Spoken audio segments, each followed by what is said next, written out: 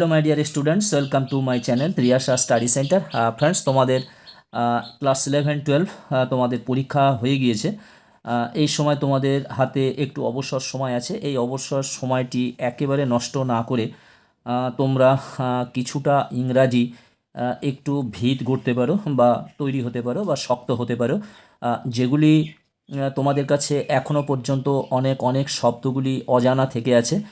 এই অজানা শব্দগুলিকে জানার চেষ্টা করো এবং ইংরাজিতে তোমাদের ভিতটা শক্ত শক্ত হতে চেষ্টা করো।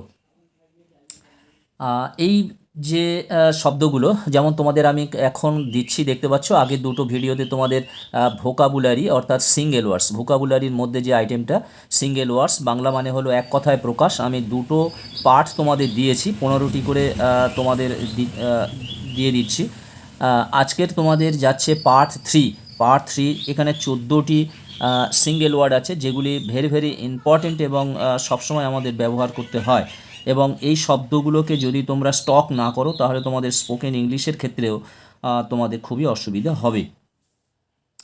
আর তোমরা যারা 11 থেকে 12 উঠেছো, আমি 2-4 দিনের মধ্যে তোমাদের সিলেবাসটা জানিয়ে দেবো। প্রত্যেকটি সাবজেক্টের সিলেবাস তোমাদেরকে আমি জানিয়ে দেব।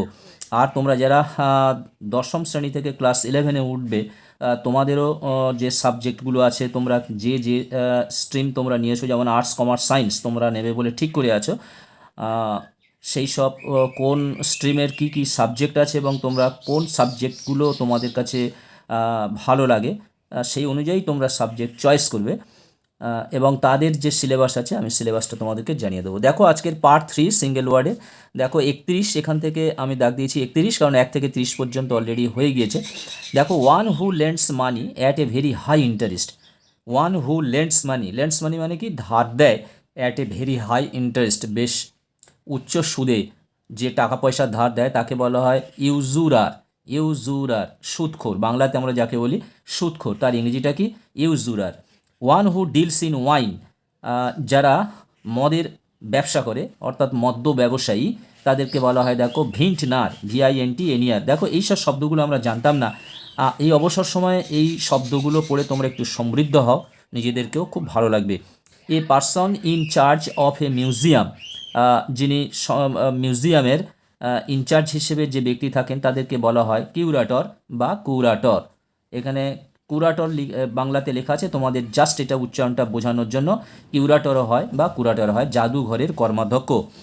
তারপরে দেখো one who is a diplomat of a government in other country, ambassador.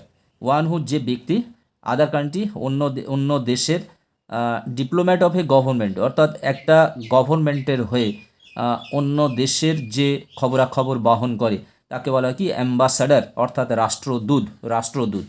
One who shoots with bows and arrows, যারা বাউস মানে কি ধনুক আর অ্যারো মানে তীর, অর্থাৎ তীর ধনুক যারা শ্যুট করে তাদের যে খেলোয়াড়রা আছে তাদেরকে বলা হয় আর্চার অর্থাৎ ধনুর্বিদ। তারপর দেখো 36-এর দাগের প্রশ্নটি দেখো, one who it's human flash, যারা মানুষের মাংস খায় তাদেরকে বলা হয় নর মাংস খাদক অর্থাৎ ইংরেজিতে তাদের বলা হয় ক্যানিবল। ওয়ান হু ইটস ফ্লেশ, যারা যে কোনো ধরনের মাংস যারা খায় অর্থাৎ তাদেরকে আমরা বাংলাতে মাংসাশী বলি, তার ইংরেজি কথা হলো কার্নিভোরাস। মাংসাশী অর্থাৎ কার্নিভোরাস। বন্ধুরা, তোমরা যারা সাবস্ক্রাইব করোনি কিংবা সাবস্ক্রাইব ছেড়ে দিচ্ছ, তোমরা অবশ্যই সাবস্ক্রাইব করে নাও এবং বন্ধুদেরকে লিঙ্ক শেয়ার করো। One who pretends to be what he is not, তাকে বলা হয় ইম্পোস্টার অর্থাৎ প্রতারক। One who pretends to be what he is not, সে যা নয় তাই সে ভান করে থাকে, অনেক কিছু ভান করে থাকে, ভালো হওয়ার জন্য সে ভান করে থাকে, ভালো সাজার জন্য, সেটা হলো ইম্পোস্টার অর্থাৎ প্রতারক। 39-এর দাগে দেখো, one who is versed in many languages, যিনি অনেক ভাষাকে ভার্সড করে অর্থাৎ একটা ভাষা থেকে আর একটা ভাষায় রূপান্তরিত করতে পারে, তাদেরকে বলা হয় বহু ভাষাবিদ অর্থাৎ লিঙ্গুইস্ট। ইংরাজিতে তাদেরকে বলা হয় লিঙ্গুইস্ট। তারপর দেখো one who dies for a noble cause, এখানে দেখো এটা বানানটা NOBLE হবে, এখানে ই লেখা ছিল, NOBLE, নোবেল কজ। নোবেল মানে মহৎ কারণে যিনি মৃত্যুবরণ করেন তাদেরকে বলা হয় মার্টায়ার অর্থাৎ শহীদ। আমরা যাদের শহীদ বলি তার ইংরাজিটা হলো martyr. One who looks at the bright side of things, যিনি ব্রাইট সাইড মানে উজ্জ্বল দিকটা, ভালো দিকটা, আলোর দিকটা নিয়ে যিনি দেখেন, চিন্তা ভাবনা করেন, তাদেরকে বলা হয় অপটিমিস্ট, অর্থাৎ আশাবাদী। অপটিমিস্ট মানে আশাবাদী। তারপরে 42-এর দাগে প্রশ্নটা দেখো, one who looks at the dark side of things. Dark side মানে অন্ধকার দিকটা, অর্থাৎ খারাপ দিকটা, নেগেটিভ দিকটা যারা ভাবে কিংবা দেখে তাদেরকে বলা হয় পেসিমিস্ট। ইংরাজিতে তাদেরকে বলা হয় পেসিমিস্ট, অর্থাৎ বাংলাতে নৈরাশ্যবাদী। নৈরাশ্যবাদী।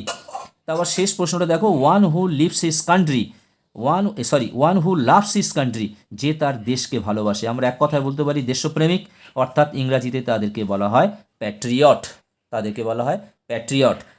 বন্ধুরা, আজকের এই ভিডিওটি শেষ করলাম। তোমরা যারা সাবস্ক্রাইব করোনি অবশ্যই তোমরা চ্যানেলটি সাবস্ক্রাইব করে নাও, বন্ধুদেরকে লিঙ্ক শেয়ার করো, এবং প্রত্যেক দিন বিকালে একটি থেকে দুটি করে তোমরা শর্টসও পাবে। যত সম্ভব আজকের বিকালে তোমরা 2টি শর্টস তোমরা পেয়ে যাবে। এগুলো পড়তে থাকো, সমৃদ্ধ হতে থাকো ইংরাজিতে। বন্ধুরা, আবার একটি ভিডিও নিয়ে কথা হবে নেক্সট ডেতে। তোমরা সবাই ভালো থাকবে, সুস্থ থাকবে, তোমাদের জন্য রইল শুভকামনা। All the best.